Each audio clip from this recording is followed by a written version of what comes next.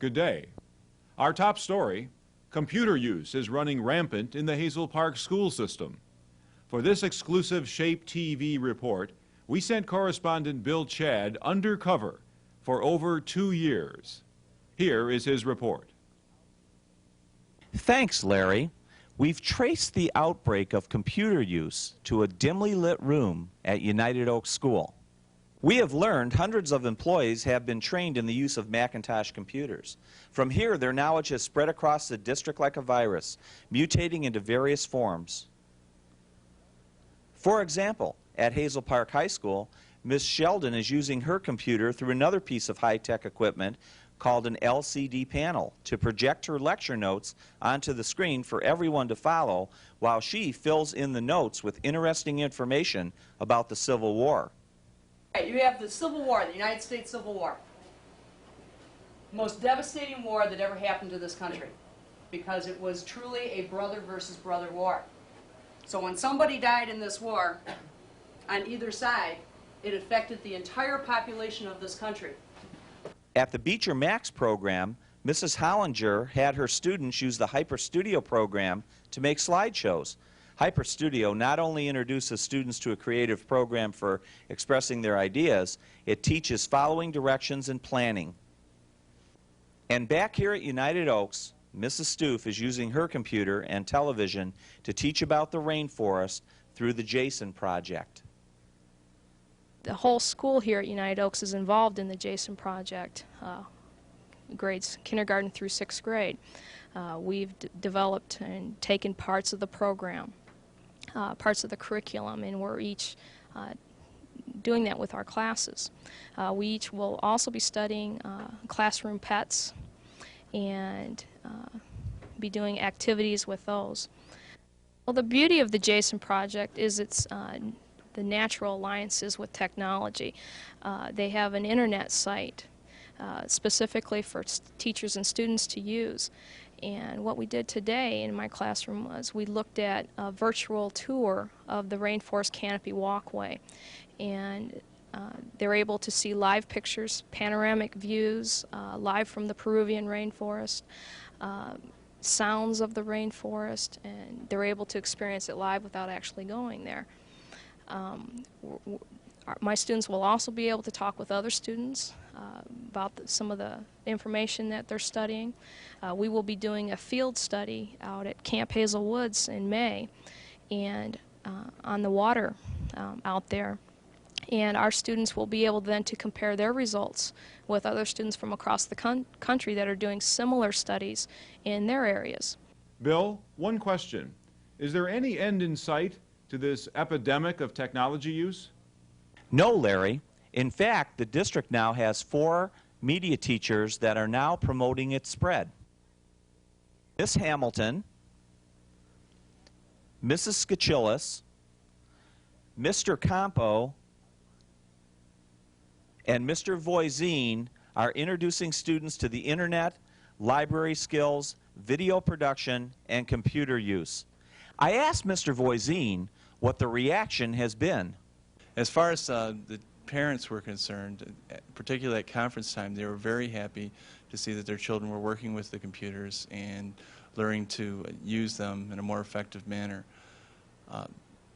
Teachers have also been very supportive, particularly when they see some of the skills that they've learned in the media class being used in their own classrooms with other projects that relate to the curriculum. Thank you for that very disturbing report. We'll keep you posted as further events unfold, and we'll be back after this message. Are you looking for quality, responsible child care? Hazel Park has a variety of excellent certified preschool and care centers. Children learn life's lessons in a safe, secure environment. Contact the community representative at your school for complete information so you can choose the option that's best for your child. When you're away, your child deserves the best support system available. Child care through the Hazel Park Community Schools. Call today. It's time to check traffic.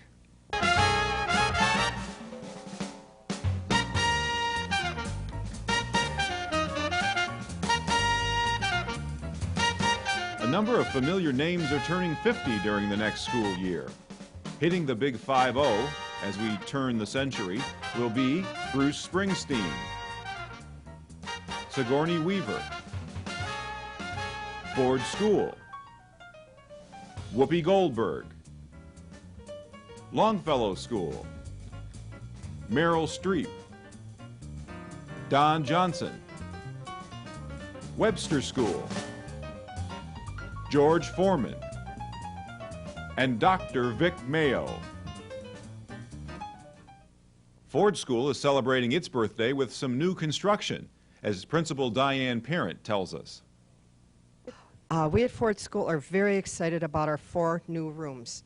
We have not had an addition in many, many years, since the late 60s, I believe. And so this is a really exciting time for our teachers, our students, and our parents. We're very fortunate because we have gotten a new grant, and we're able to build these rooms with the cooperation and with the blessings of the school board. Also at Ford, a grant from the state of Michigan is being used to create smaller class sizes in the early elementary grades. We asked teacher Tina Bray to explain some of the benefits of the program. Not having to handle discipline on a continuous basis, we can actually teach the kids, teach them at their level.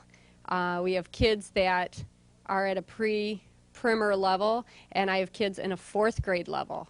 And I can have kids learning at a 4th grade level and kids learning at their own pace and not have them frustrated. And we're seeing such a rapid rate of growth when you're able to teach them at their own level. We have a lot more reading groups. We have a lot more individualized help.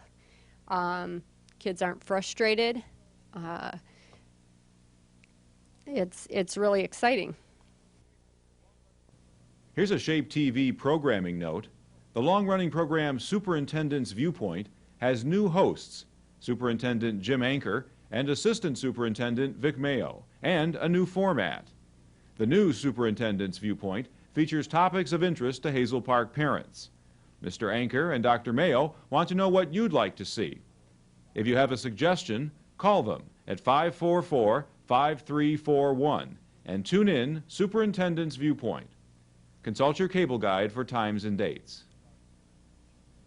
In world news, the evolution of our community continues as the world is coming to Hazel Park. Our school district now serves over 375 students whose native language is not English. Nearly 30 different languages are represented in our student body. Under the direction of Mr. Mark Samano, 18 tutors are currently working with our foreign language speaking students. At Webb Junior High School, a team of Jeremy Keith, Sam Matt, Venus Yusuf, Amy Terrell, Sarah Sass, Mike Doring, and Shane Jewell took 2nd place in the statewide Future City competition sponsored by the Engineering Society. These 7th graders, coached by Miss Fritsch, won trophies for Most Futuristic Design, People's Choice, as voted by the other contestants, and Best Essay, along with their silver medal. The essay, written by Amy Terrell, received a perfect score from the judges. Sam Matt explains some of the features of the award-winning project.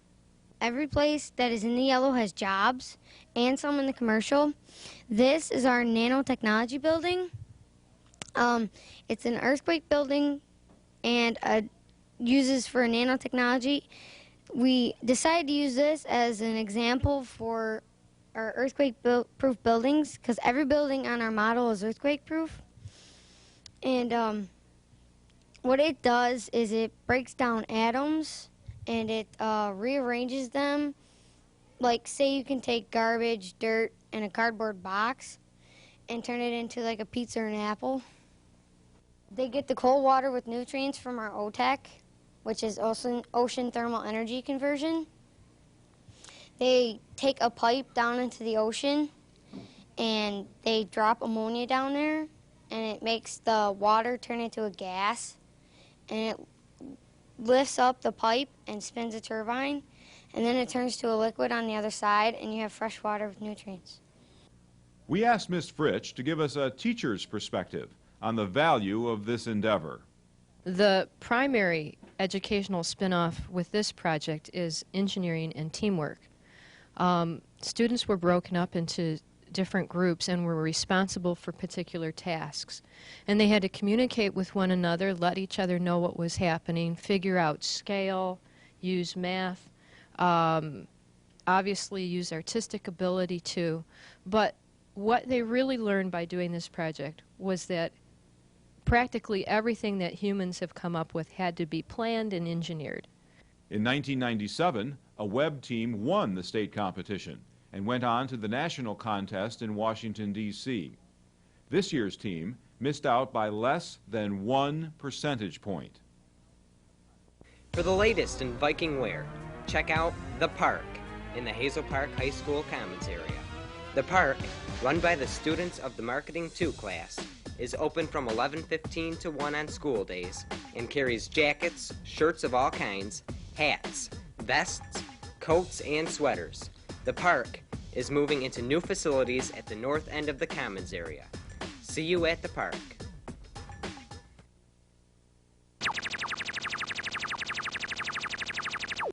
The long-range forecast is in from the S.H.A.P.E Doppler Guaranteed Weather Center. We're looking for snow to taper off near spring, followed by rain and snow mixed, and then just rain. Summer should be a little warmer than winter until school starts again, and then the hot weather really rolls in. Health reporter Dr. Andrea McKee has this medical reminder. When it's cold out, wear lots of layers of clothes, or like you might freeze. And when it's hot out, you might want to take some layers off because, well, you might pass out.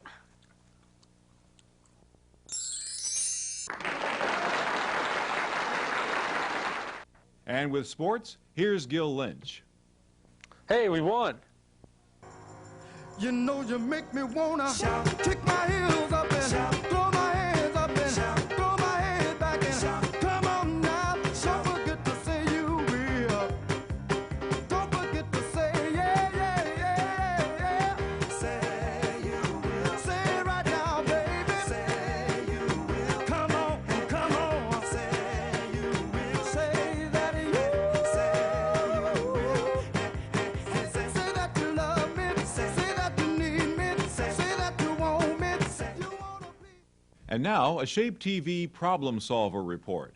Today's problem, what to do to help second graders who are struggling to learn how to read. We asked Title I teacher Judy Klender to help us out. Reach for Reading is in its second year as an individualized early intervention program for children in the second grade to have extra practice with reading. We have trained paraprofessionals that work with the children for 30 minutes a day, one-on-one, 5 days a week. The focus of the program is on comprehension, vocabulary development, and we use writing journals along with that, and some immediate rewards so that the children are eager to participate each day. The children have their own little packets that they take home, and an important part of the program is the parent participation. The reaction from parents has been overwhelmingly positive. In fact, we have a waiting list of people hoping to get their children into the program.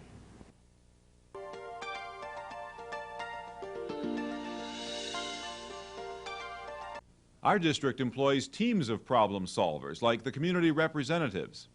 They're in every building, helping link families with the schools and other community agencies. At Hazel Park High School, Sharon Hawkins fills that important role. Sharon is also leading this year's Rise and Shine Parenting Conference. We asked her to describe the annual program. This is our 11th year, and I can't believe it's already 11 years, of presenting the Rise and Shine Parenting Conference. This is a really neat conference for all of our parents. It's a good place to sharpen your parenting skills, and we are hoping to have everything up and running by March 13th. It's held on a Saturday, held at Webb Junior High, and it's kind of the last program of S.H.A.P.E Week. We're looking to have many speakers. We have 24 different speakers this year, and they're going to be speaking on parenting of all ages of children. We're really excited about the program. I hope you'll come out. The cost is low, and we present this every year, and it's a fun time. It's kind of a festival time. That's the news for today. Thanks for watching.